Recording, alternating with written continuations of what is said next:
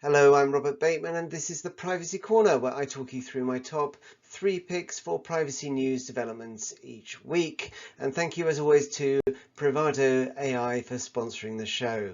So this week I'll be talking you through Biden's very significant executive order on data transfers from the US rather than to it. The Canadian Office for the Privacy Commissioner has reported that Pornhub's owner ALO, formerly MindGeek, has violated some PIPEDA rules with very devastating consequences. And South Africa has delivered its first direct marketing related enforcement decision under POPIA. So we'll take a look at that and see what to avoid in South Africa. So first up, this executive order on preventing access to Americans' bulk sensitive personal data and United States government-related data by countries of concern. Now you will note the proliferation of caveats even in the title of the executive order, but actually it's a little bit broader than I first thought. So the gist is that Biden will be restricting transfers of bulk sensitive personal data. So bulk, has to be sensitive, and it has to be personal data or United States government related data as further defined by regulations. So these regulations produced by the Department of Justice, the Attorney General, will be very important. They've already issued advance notice of rulemaking, so we'll look at that in just a moment. We know quite a lot about what they have in mind. There will be certain types of transactions here that are restricted. So this is kind of a deny list model rather than the EU's allow list. Transfers of personal data out of America will be able to go ahead by default unless they are covered by the regulations. We'll also have lots of exemptions, including quite a broad one for the financial services industry, banking and so on. So the types of data involved here are covered personal identifiers. So those are specified by the Department of Justice, or they will be. Geolocation and sensor data, biometrics, genomic data, personal health data, personal financial data, or combinations thereof. The combinations part, well, I'll explain why that matters in a moment. And certain things are exempt. Data that's made lawfully available by government records, that usual language, and also some types of data the President doesn't have authority to regulate under the Investigation of Emergency Economic Powers Act. So the context for this is 2 other executive orders, one issued by Trump in 2019 and a further one building on that issued by Biden in 2021. We don't yet have the list of countries of concerns. I couldn't see it in the advanced rulemaking notice, but those orders were basically about China. You can expect other sanctioned countries to appear on the list too. And these are the types of covered personal data that the Department of Justice would like to see restricted. This is open for comment and there are some nuances here. So we've got government issued IDs, we've got financial account numbers, device identifiers, demographic or contact data, including first and last name, birth date, zip code and so on. Advertising identifiers, they specifically cite Google, Apple here, and also mobile advertising IDs, MAIDs. Account authentication data, so usernames, passwords, network-based identifiers, so IP addresses. This reminds me of the Google Analytics cases in Austria and so on, and call detail data, so that's customer proprietary network information, CPNI. Now, this is not as straightforward as it might appear. So just names in isolation or just birth dates in isolation, let's take that example, might not be covered data. It depends how it depends on the context. So there are some examples in the order. Here we have, if you're watching, I've coloured in red the transfer that would not be allowed to go ahead, and in green the one that would be under the DOJ's proposals. So in the disallowed example, we have information about LGBTQ+ military officers, so quite a frank example here, being made exploitable by a country of concern. In the allowed example, we do have birth dates involved, but without other listed identifiers or sensitive personal data. So it seems that there is this concept of identifiability. Even though they have a list of data types, it will still need to be identifiable. The US, well, we're seeing different interpretations of what identifiability means. The FTC enforces a lot of privacy cases at the moment, and they have quite a broad interpretation. So we'll see which one wins out. Now, next up is MindGeek. This is the company that owns Pornhub and another one, YouPorn, and they are in trouble in Canada.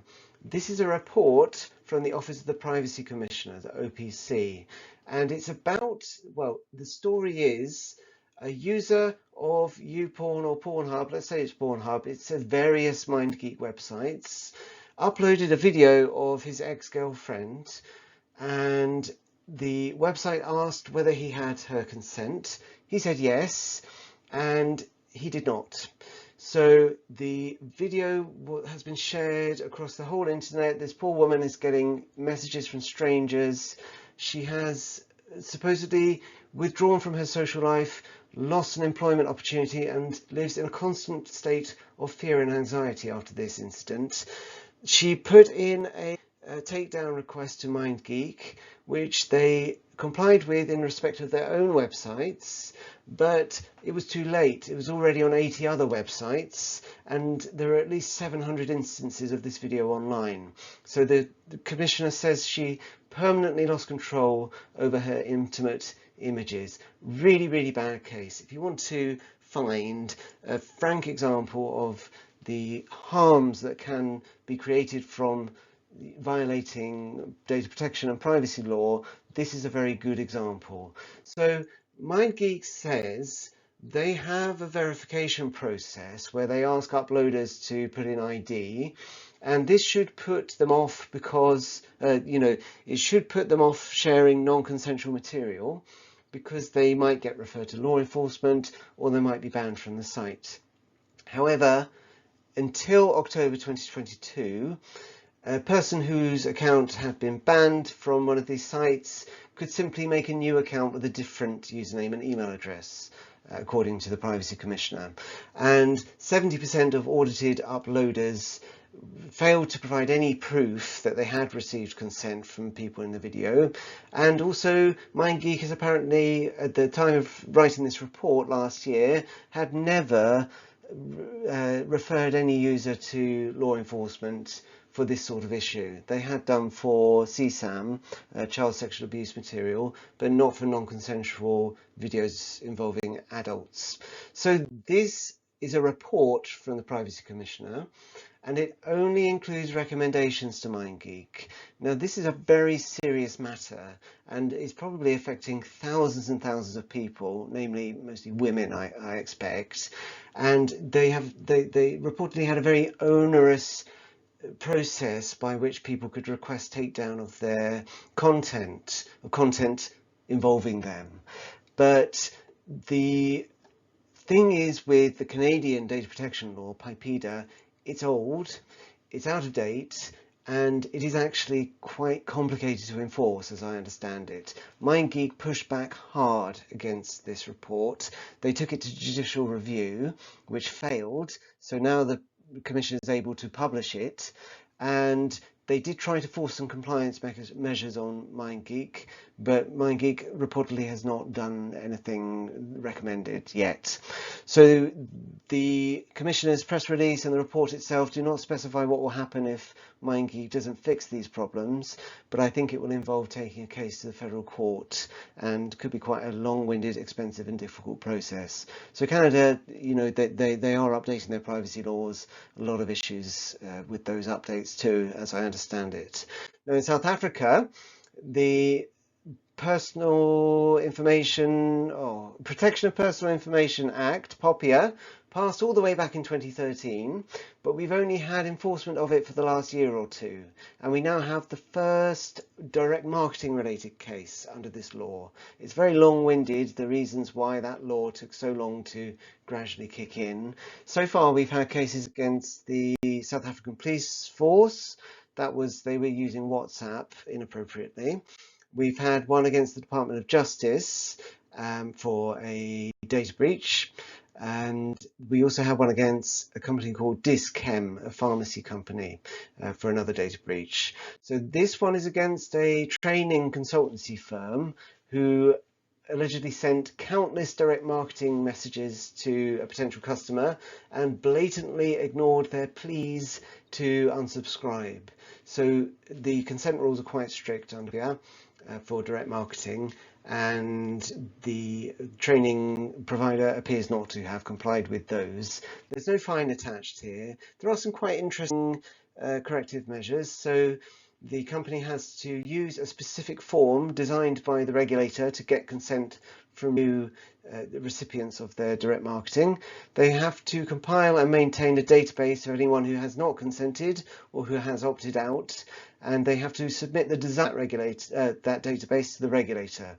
So some interesting work. I've spoken to some people from the information regulator in South Africa a few times. They were very impressive actually when I spoke to them. So it'll be interesting to see how POPIA enforcement develops.